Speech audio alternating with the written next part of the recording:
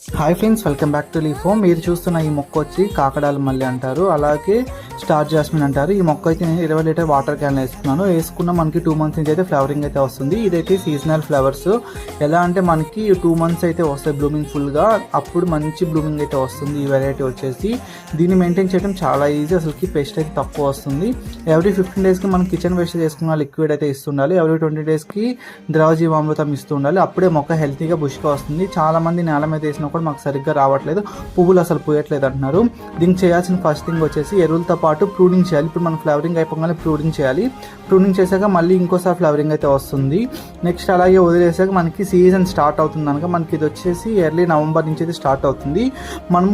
మనం ప్రూనింగ్ చేసుకోవాలి. ప్రూనింగ్ చేసుకుంటే ఫ్లవరింగ్ వస్తుంది, లేకపోతే ఫ్లవరింగ్ చాలా తక్కువ వస్తుంది.